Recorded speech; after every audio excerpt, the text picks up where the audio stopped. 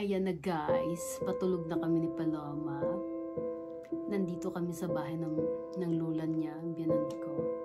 Kasi nga, medyo hindi okay pakiramdam niya. So, nadadrive talaga ako. So, para may kasama siya.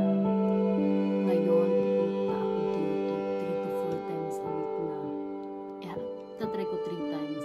Pero pag hindi kaya, mag-choice 4 times a week na.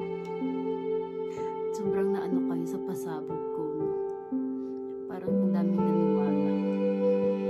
Ako nga din habang nanonood ako sa video, no? Sa video kong ginawa sa bata. Grabe, tawa ng tawa ako. Ganun. Ayan si Paloma, ang ganda ng buhay niya. Biyanan ko sa kapila.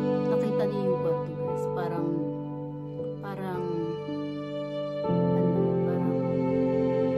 lumang bahay doon. O diba? Tama ba yun? Guys, alam niyo, sobrang pasalamat talaga ako sa inyo kasi pinapanood niyo talaga yung video ko. Good vibes lang tayo, no? Ang kalungkutan, ang pagsubok sa buhay is darating at darating sa buhay natin. So, minsan mahirap tanggapin. Hindi natin maintindihan. Pero, diba? Try pa rin natin, ano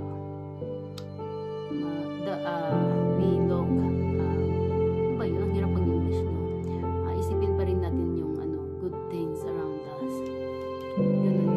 And salamat din sa love mo talaga ako. Love. See you sa mga susunod.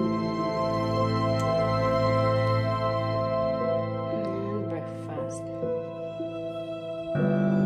This is from the Philippines.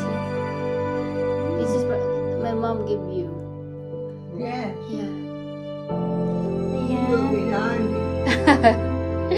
Ayan, galing to Pilipinas. Binigay ng mama ko sa biyanan ko. Ayan, nag-breakfast kami. Paloma! Where's Paloma?